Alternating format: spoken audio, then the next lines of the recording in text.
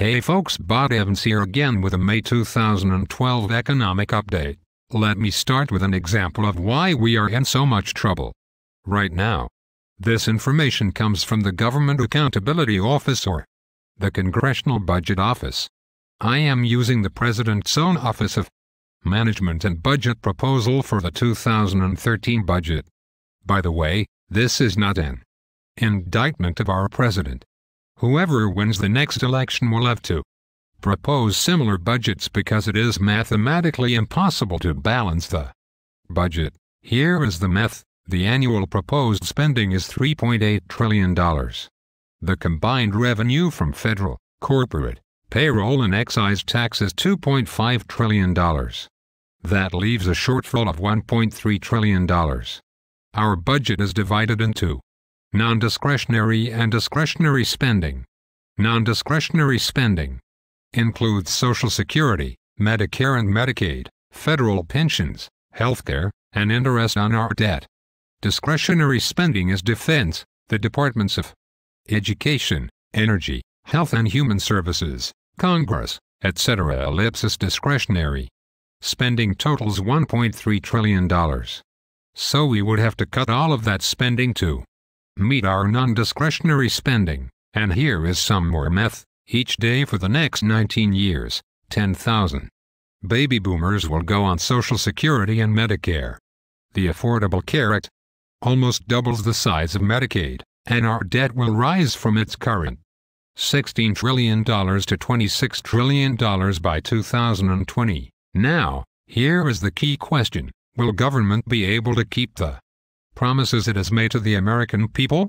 Will corporations? Will unions? It is doubtful, if not impossible. They do not demonstrate a desire to deal with these challenges. It is not in their current interest.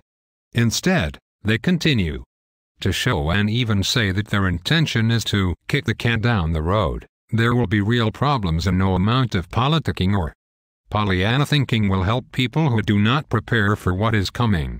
So, should we wait around and hope for the best, or shall we prepare for the worst? By preparing, we can also establish opportunities for growth. This is not another message of doom and gloom. Many of these things do not even have to be problems. If plans are set up properly, they can provide veritable opportunities of a lifetime. We deliver a message of hope and opportunity. We allow people to stay in control of their financial futures. On April 23, 2012, the Social Security and Medicare trustees released their annual report about the fiscal health of these programs. The information is amazing and frightening.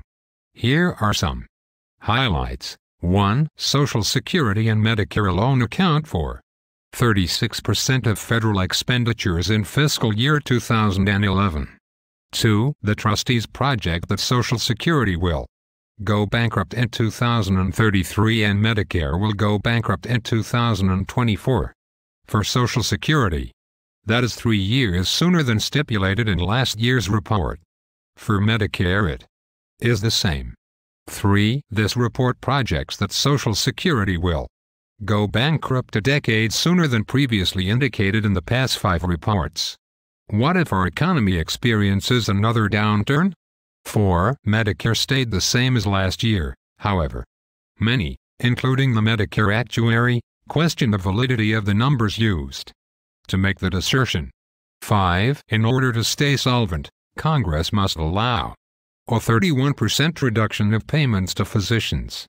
Most experts do not believe that will happen.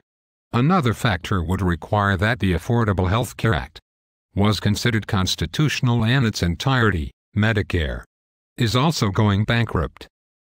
In 2010, Medicare received $274 billion in payroll taxes. They spent $568 billion for medical services. That is a $294 billion deficit. That is not an exception. That is the rule. Since Medicare came into being in 1965, the program has had deficits every year except 1966 and 1974, to balance the deficit of the hospital portion of Medicare would require a 52% increase in the payroll tax for Medicare. To balance the shortfall on Medicare Part B or the physician benefit, would require an increase from $1,709 per senior to $7,589 per senior. These are not viable solutions, yet Medicare's problems march on. In 2020, just 8 years from now, the deficit for Medicare alone will be over $600 billion. And here is an additional problem. Currently there are 47 million recipients. By 2040 there will be 88 million. The current cost per enrollee is $12,000. In 2040 it will be over $34,000. Medicare is in serious financial trouble. We must prepare for a future with higher out-of-pocket medical costs. Congress is looking at 401ks again. This is huge. Our government needs money. Deducting 401k contribution costs around $136 billion per year in lost revenue. Recommendations are being made to reduce the maximum deduction by 60%. The bigger change being recommended is completely ending the deduction and replacing it with an 18% credit that would put right into your plan.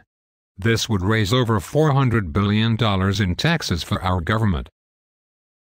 Many Americans interviewed about the change believe they will contribute less or not at all if the deduction is eliminated.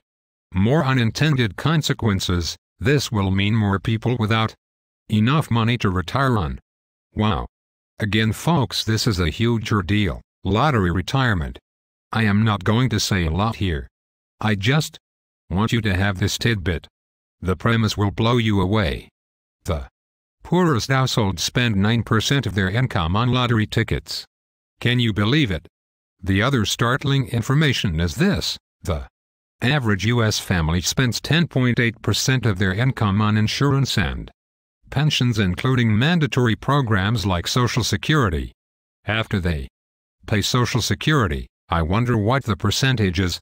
Not enough. We appreciate you watching. Please feel free to check us out online at www.evansfinancial.com or on Facebook at www.facebook.com/evansfinancial Shreveport. We hope you enjoyed our insight.